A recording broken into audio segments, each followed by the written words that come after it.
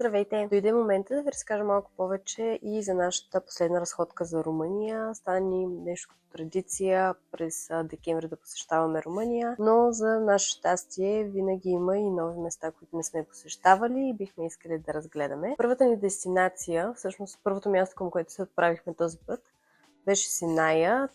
Този град не бяхме посещавали от 2019 година, като тогава посетихме само двореца Пележ и не нощувахме там.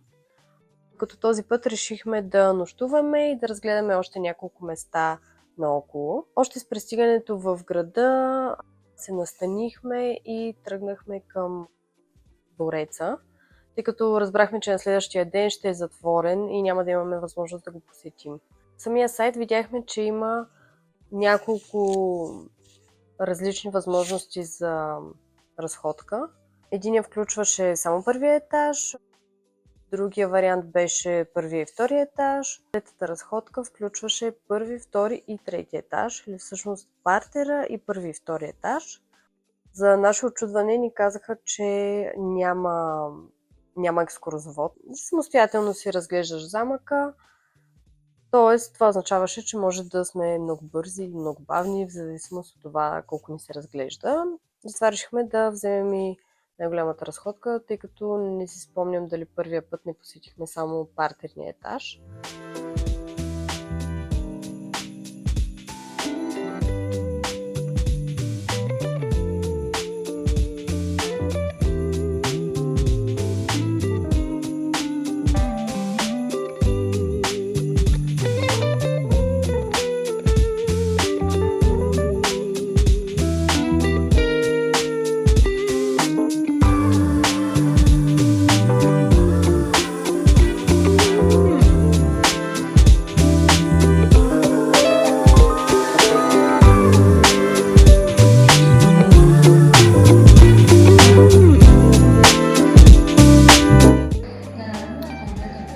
Минали са около 3-4 години, откакто бяхме тук в замъка Пележ до Синая. Този път решихме да влезем в по-дългия тур, който се оказа, че е час и половина, но вече няма гид, т.е. ние се разхождаме самостоятелно, което според мен не е много добре по принцип, тъй като има доста хора, които не са идват за първи път, трябва да четат, докато предния път, като идвахме, си беше с гид.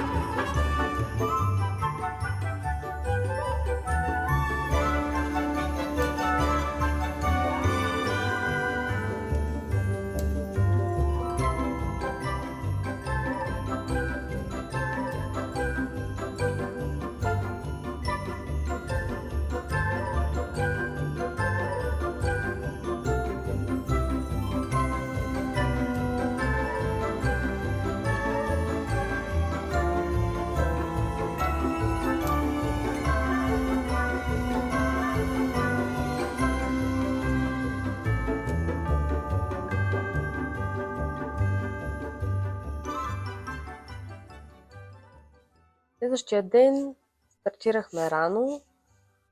С Мартин се опитахме да се качим до първата станция на лифта, който е над Синая, тъй като видяхме, че има доста хубави гледки.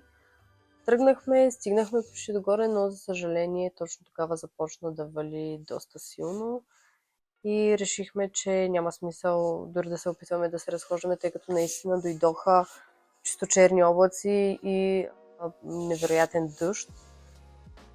Затова решихме да слезем надолу и да хапнем, да закусим, да пием кафе. Наше щастие, точно до апартамента, в който бяхме отседнали, имаше едно заведение, което беше сладкарница и пекарна. И там пихме кафе, хапнахме, решихме отново да пробваме някакви неща, които не бяхме яли. Аз си избрах някаква баница, нещо, което приличаше на баница, с ванилов крем и канела. Тин яде някаква баница с тиква, нещо подобно. А нашите приятели също си избраха искам да кажа баница с фета сирене, но не приличаше много на баница, по-скоро приличаше на кекс, нещо подобно. И беше доста голямо, казаха, че е било хубаво. След закуската и кафето тръгнахме към, може би, най-очакваната от мен нова дестинация, която щяхме да посетим. А това е дворецът Кантакузино, който се намира в Бощени, което е на около 8 км от Синая. Всъщност аз бях харесала този дворец още от предното ни пътуване до Румъния, но тогава нямахме възможност да го посетим, не бяхме точно в този район, толкова дълго. Затова го оставихме за следващия път. Любопитното тук обаче е, че преди месец, може би, качиха един сериал в Netflix, който е свързан с момичето от семейство Адамс, ако се сещате. Който сериал се оказа, че е сниман точно в този дворец. И тогава вече си затвърдих желанието наистина да го посетим, тъй като аз гледах сериала и доста ми хареса. Станах фен. И реших, че искам да го посетим, когато така или иначе сме в Румъния през декември. За разлика от двореца Пележ, тук вече се влизаше с група. За наше огромно съжаление, дъждът не спря, продължи, стана доста по-зле. Валеше много силно, духаше много силно.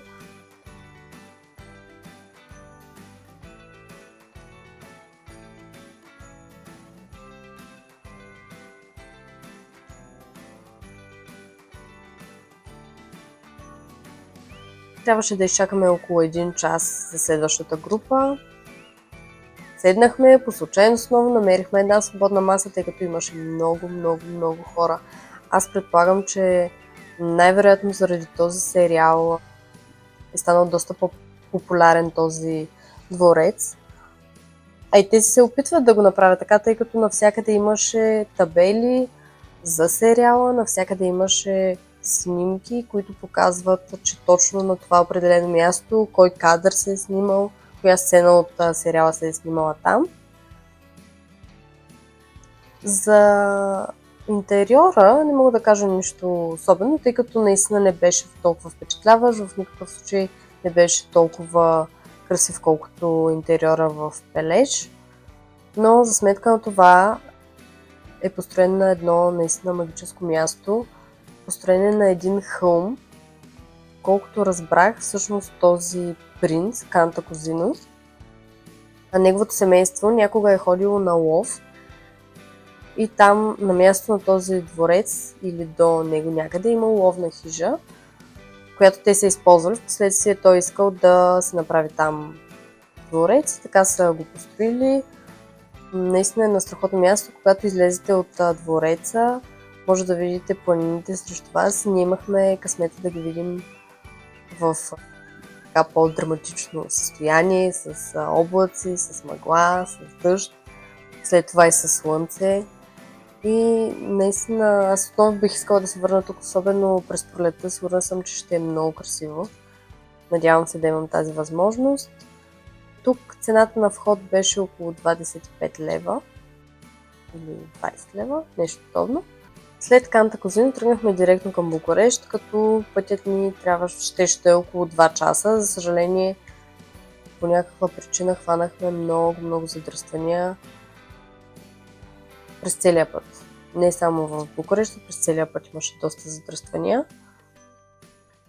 Първата вечер в Букурещ решихме да се пробваме късмета с едно заведение, което с Мартин сме посещавали и преди. Това е заведението Каро Кобере. Всъщност, преди когато сме го посещавали, сме правили резервация.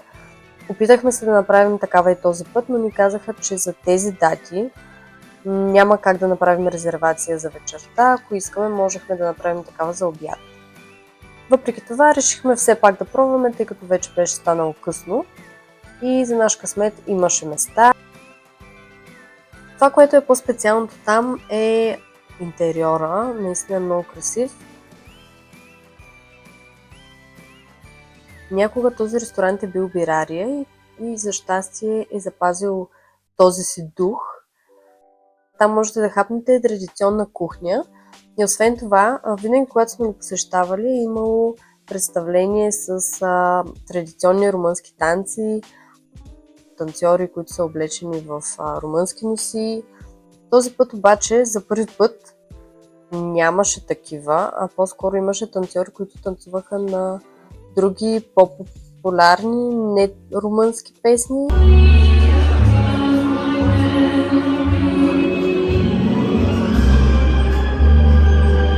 Но ако го посетите някога, предполагам, че отново ще има традиционни песни и танци.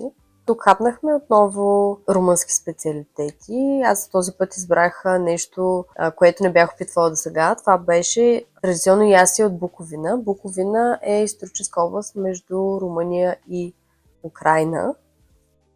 За десерт решихме да пробваме румънски понички с сладко и крема сирене, които ни харесаха този път. Бяхме пробвали такива в Клуш, отново в друг румънски град, където ни не бяха харесали, но тук бяха доста добре, наистина бяха много добър вкус, харесаха ни. Най-вероятно пак бихме ги пробвали.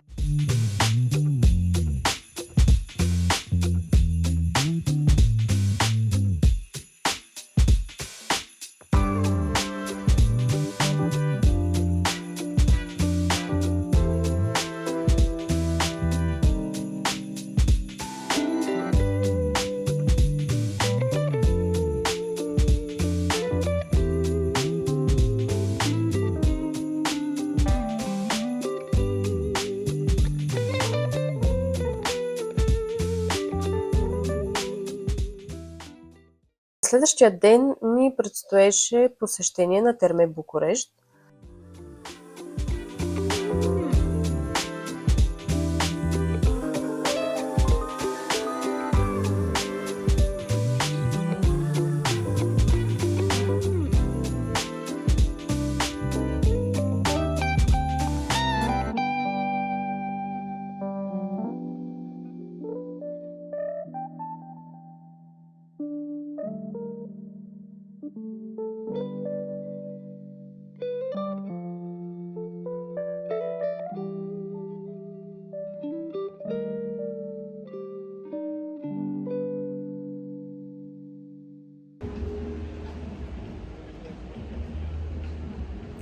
Не знам дали нещо се случва изобщо, обаче има супер много хора. Ние идваме тук за пети път, може би. И не знам дали е имало толкова хората сега, дори на екраните, които са в входа, откъдето се купуват билети, пишеше, че в момента няма свободни места изобщо за къде се оставиш хавлията или каквото и да е. В крайна сметка намерих едно място, де за 4 човека ще го използваме. И така, чудя се дали малко ще се освободи следващите 3 часа. И също така ни казаха, че най-добре да се взема само за 3 часа, тъй като в момента е доста пълно. И така, ще видим дали ще има някаква промяна. Аз по принцип очаквам да става по-зле, тъй като предполагам, че хората след като приключат работа отново посещават това място, така че не очаквам да стане много по-добре от това. Ние сме имали късмета да го посетим през март, когато е доста по-спокойно и наистина можеш да използваш абсолютно всички удобства, да ги пробваш, да си починеш, да се почувстваш, че си на спа. Докато сега наистина не мога да кажа, че беше много добро преживяване, по-скоро обратното. Така че това, което ви съветвам е със сигурност да помислите много добре кога да го посетите. В най-добрия вариант това трябва да е в работен ден за румънците, със сигурност преди 18 часа, не през месец декември. Просто тогава става лудница. Просто е лудница.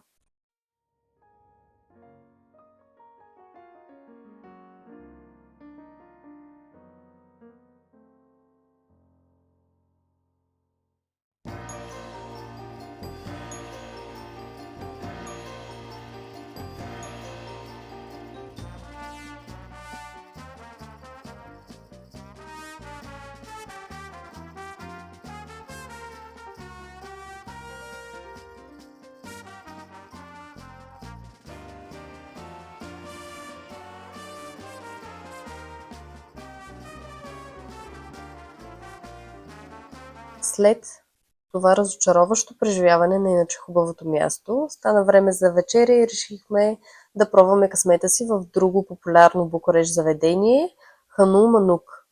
Това заведение също е традиционно. Някога е било хан, то е доста голямо. Оказа се, че вътре също се правят представления с народни танци, с народни носи. Беше доста интересно.